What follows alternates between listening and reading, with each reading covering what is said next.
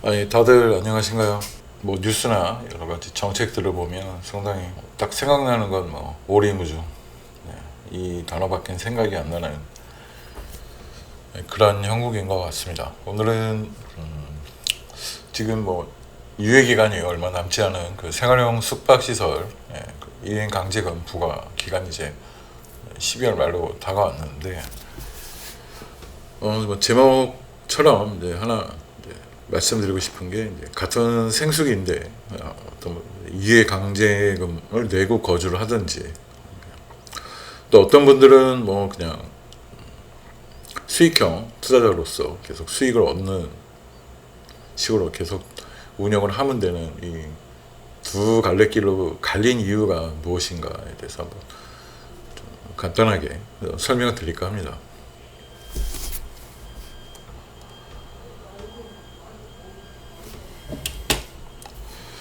그러니까 뭐 이건 대충 그 그림을 좀 따온 건데 뭐 이런 식으로 분양받은 그 생수 투자자분들이 뭐 전국에 한 10만 명 정도 계십니다. 지금 여기 2021년도 기사를 제가 갖고 왔는데 여기 뭐 경쟁률이 뭐 6,049대 1, 657대 1 등등 이런 식의 그 투자자들의 마음에 어떤 조급함을 불러일으키는 그런 펌핑 기사들이 판을 치던 시대였습니다. 이때 뭐 분양을 받으신 분들이 지금 엄청난 피해를 이제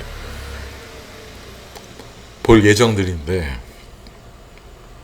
물론 뭐 피해를 안 볼 수도 있습니다. 이행강제가 안 내는 법은 이제 숙박업 신고를 해서 임대를 놓으면 되는데, 이게 지금 문제가 뭐냐면 어떤 원룸형이 아니면 방 3개짜리도 있고 2개짜리 뭐 다양한 형태로 분양들을 했는데, 이 숙박업 신고하는 것도 간단하지가 않습니다. 개인별로 할 수 있는 것도 아니고 전체 층이나 한 층 통으로 해서 저희래서 숙박업 신고를 해야 되고, 또 어떤 관리 문제라든지 여러 가지 복잡한 문제가 있죠. 그래가지고 지금 뭐 청사 앞에서 데모도 하고 있고 여러 가지로 지금 뭐 혼란스러운 상황입니다. 다시 유예 기간을 주진 않을 것 같긴 한데 그래도 혹시나 하는 마음에 좀 기다리고도 계신데, 이게 뭐 이분들이 어떤 뭐 청약 통장도 필요 없고 뭐 전매 가능해서 어떤 단기 투자 수요가 있는 것도 사실입니다만은 또 순수하게 거주 목적으로 받으신 분들도 꽤 있는 걸로 알고 있습니다. 뭐 정확한 데이터는 나와 있질 않아서 모르겠는데, 과연 지금 아파트 가격이 서울의 뭐 서초 3구나 마용성을 제외한 나머지 지역에서는 지금 다 가격들이 많이 내렸죠. 아파트가 내렸고, 그러니까 전체적으로 지금 안 좋은 상황인데 굳이 이 생활형 숙박시설 분양받은 사람들한테까지 지금 이런 잣대를 들이밀어서 벌금을 매겨야 될까? 그거는 글쎄 뭐 여러분들 판단이 어떠실지 모르겠지만 좀 안타깝습니다. 안타깝고 그냥 놔둬도 지금 아마 많이 내려갔을 텐데, 뭐 지금 생숙 같은 경우 거의 반값에도 지금 뭐 안 나가는 걸로 알고 있고 뭐 그 이하로도 안 나가는 지역도 꽤 있는 걸로 알고 있습니다. 뭐 갭 투자라는 사람들도 있겠지만 뭐 전 재산이나 다름없는 돈을 투자해서 불편한 주차장이지만 그래도 거주할 목적으로 하신 분들도 꽤 있을 텐데 안타깝죠.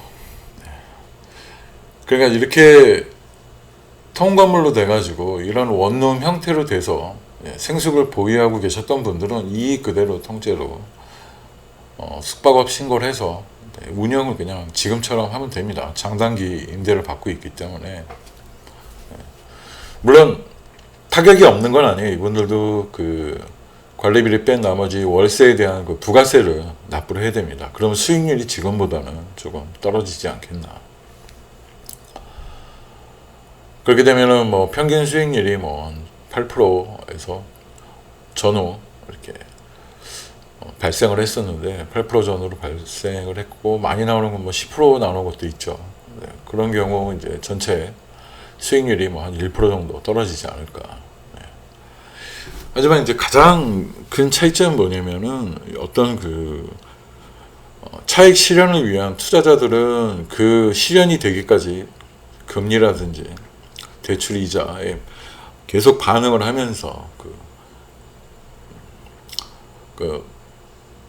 내 주머니에서 돈이 나간다는 거고, 그러니까 이분들은 그 수익률이라는 게 뭐 한 달에 1,000만 원 버는 걸 뭐 해서 900을 번다고 해도 지금처럼 생활하는데 그 큰 문제는 없고, 어떤 뭐 계획을 조금 다시 세우기는 해야 되겠지만, 뭐 대출 이자 뭐 이렇게 저렇게 들어가는 기타 비용 빼고도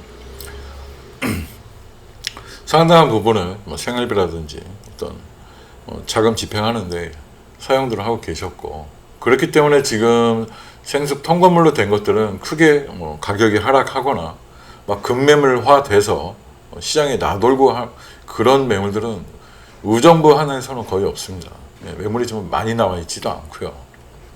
그럴 수밖에 없는 게, 지금 의정부역 주변으로 해서는 이 방 개수들이 상당히 많아요. 지금 여기 사진에 보이는 것도 한 40개 정도 되는데, 뭐 이 정도 사이즈 정도 되면 거의 40억 가까이 됩니다. 만약에 매물로 나온다면. 네. 뭐 40개 기준으로 하면은 한 달에 뭐 월세가 약 1,700에서 1,900 정도, 관리비까지 하면 그 정도 나오고요. 네. 그렇기 때문에 뭐 대출이 뭐 20억 이상 들어 있어도 상당 부분 현금을 가져가고 계시고, 또 그렇게 운영들을 하고 계십니다. 제가 지금 이 두 가지를 비교해 드린 이유는, 제 채널은 항상 이 원룸 건물에 대해서 방송을 해 왔었고, 또 원룸 투자에 대해서 저는 항상 긍정적인 생각을 갖고 방송을 해 왔었습니다.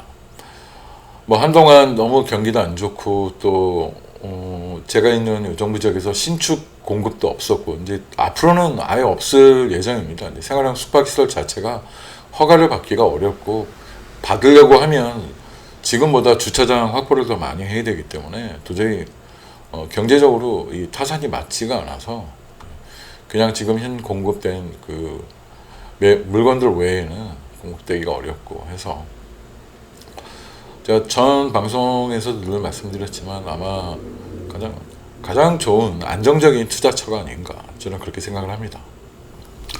혹시나 뭐 생석에 대해서 너무 안 좋은 인식을 갖고 계신 분들이라고 하면 한번 이 방송을 보시고 좀 더 진중하게, 좀 정확하게 알아보시고 판단하시면 어떨까 해서 방송을 했습니다. 일단은 뭐 올해 안에 큰 변화가 없다면 이행 강제금 집행에 대한 이루어질 것이고, 그 분양 받으시는 분들은 거의 표준 공시 주택 가격의 약 10%에 해당되는 이행 강제금 매년 내야 되는 그런 상황에 처해 있는데, 과연 이 경기가 이렇게 나쁘고 부동산 경기도 많이 가라앉은 상태에서 과연 그게 필요한 조치일까라는 생각을 한번 해보면서, 정말 이 10만 명이 적은 숫자는 아니잖아요. 똑같은 주택은 아니든 준주택으로 인정을 해서 뭐 어떤 세금이나 뭐 이런 부분에 대해서 조금 차등을 둬서 규제를 풀어준다면 얼마든지 같이 공생할 수 있는 방법도 있는데, 과연 그런 쪽으로는 전혀 생각이 없는 것인지 좀 안타깝습니다. 네. 투자는 물론 본인의 책임이고, 모든 이익과 실패에 대한 책임은 본인이 오로지 가져가는 것이지만, 그래도 분명히 정부나 지자체의 책임이 없다고 할 수는 없죠. 이걸 인허가 내줬을 때 이거를 분명히 분양을 받는 사람들이 이거를 단순히 숙박업을 해서 받는다라고 생각을 했을까요? 과연 그 주체들이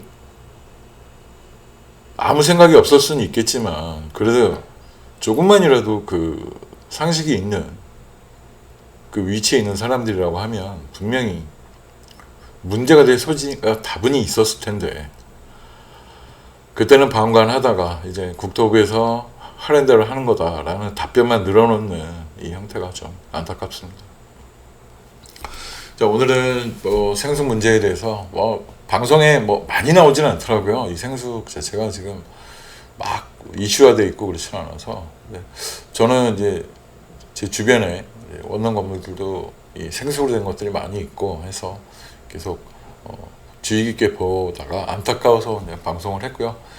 이제 다음 시간에는 이제 이 생수 관련해서 좀 소개시켜드릴 만한 매물들이 있으면 방송을 만들어 보도록 하겠습니다. 네. 자, 다들 힘내시고, 자, 감사합니다. 다들 힘내시기 바랍니다. 네, 감사합니다.